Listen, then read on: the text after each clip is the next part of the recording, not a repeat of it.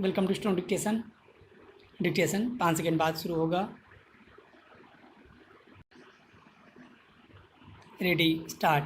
महोदय, आपने जिस उत्साह के साथ मेरा स्वागत किया है उसके लिए मैं आपको धन्यवाद देना चाहता हूँ।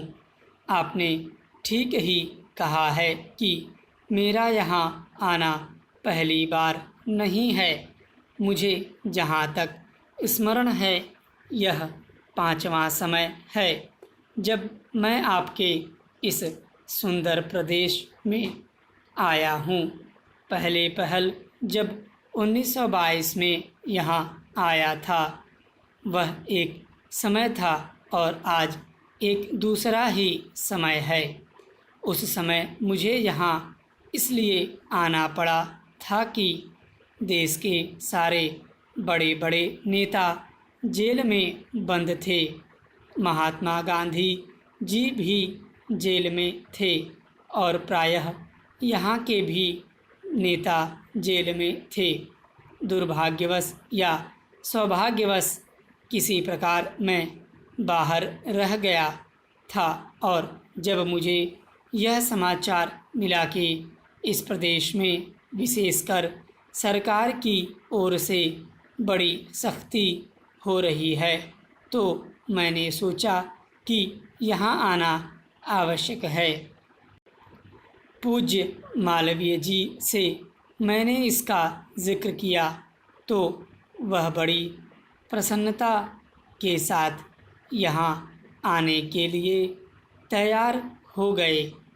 यद्यपि उनकी अवस्था उस समय अधिक थी, मैं तो उस समय नवयुवक था। हम दोनों यहाँ आए। यह आज से 32 वर्ष पहले की बात है और आपके इस सुंदर प्रदेश का मुझे पहले पहल परिचय मिला। कल जब मैं यहाँ आ रहा था तो मार्ग में मुझे वह जगह दिखलाई गई जहाँ मैं बहुत कठिनता से रात भर बैलगाड़ी पर चलकर किसी प्रकार पहुँचा था। अब तो यहाँ पर कुछ कुछ अच्छी सड़कें भी बन गई हैं और कल मैं यहाँ कई मील दूर से मोटर गाड़ी पर चलकर पहुँचा। पर उन दिनों यहाँ पहुँचने का साधन केवल बैलगाड़ी थी और मुझे बैलगाड़ी से घनघोर जंगलों में यहाँ के 3-4 स्वयंसेवकों के साथ जाना पड़ा था। जब मैं उन दिनों की तुलना आज से करता हूँ तो मालूम होता है कि इन कुछ वर्षों में कितना अंतर पड़ गया है। जो काम महात्मा गांधी जी ने स्वराज्य का देश को स्वतंत्र करने का आरंभ किया था वह काम देश के सौभाग्य महात्मा गांधी की तपस्या और सब लोगों के परिश्रम तथा त्याग से सफल हुआ। 5-6 वर्ष बीत चुके हैं जब से हम स्वतंत्र हुए होकर पूरे दायित्व के साथ अपने देश का शासन चला रहे हैं। आज भारतवर्ष में ऐसा कोई स्थान नहीं है जहाँ के लोग अपना शासन स्वयं चला रहे हों। महोदय, हमारा जो संविधान तैयार हुआ है उसमें भी इस बात का प्रयास किया गया है कि देश में लोकतंत्र पूरी तरह से लागू किया जाए और जनता को लोकतंत्र की सारी सुख सुविधा मिल सके। सबसे पहले मैं आपको इस बात के लिए धन्यवाद देना चाहता हूँ कि आपने मुझे इस सम्मेलन में कुछ कहने का अवसर दिया है। आपके सामने जो विषय आएंगे वे इतने महत्व के हैं कि प्रत्येक हिंदुस्तानी, चाहे वह किसी भी काम में लगा हो, उन पर कुछ न कुछ ध्यान अवश्य देता होगा।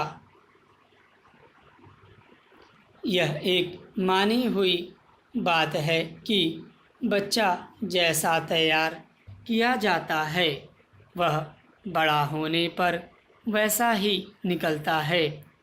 शिक्षा का काम यही है कि उसको अच्छी तरह से सुलझे तरीके पर तैयार करे और उसको इस योग्य बनाए कि उसे जिस किसी भी काम में लगाया जाए, वह उस काम को कुशलता और सफलता के साथ पूरा कर सके।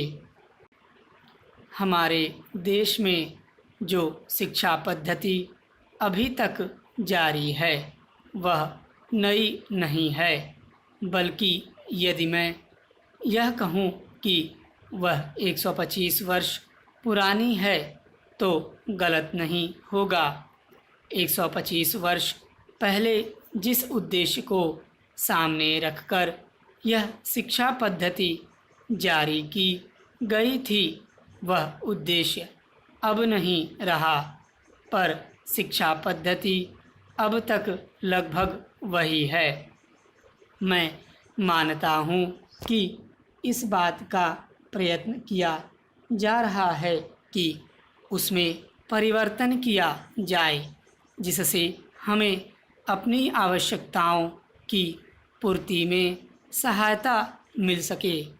जहाँ तक मुझे मालूम है, इस काम में अभी तक हम सफल नहीं हुए हैं, तो मैं शायद यह भी कह सकता हूँ कि उस शिक्षा पद्धति को बदलने में जो प्रयास किया जाना चाहिए था, वह अभी तक नहीं किया गया है।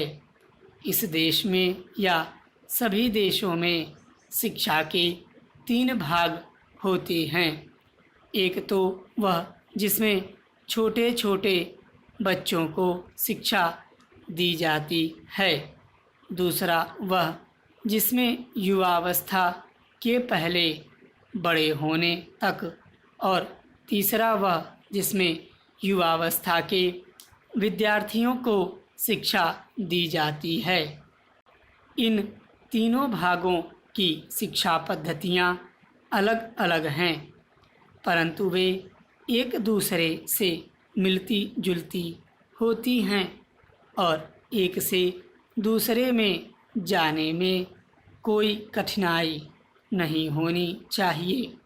इसलिए यदि हम अपने देश की शिक्षा में सुधार चाहते हैं, तो सबसे अधिक आवश्यक यह है कि सर्वप्रथम प्राथमिक शिक्षा में, उसके बाद माध्यमिक शिक्षा और फिर विश्वविद्यालय शिक्षा में सुधार किया जाना चाहिए। स्टॉप।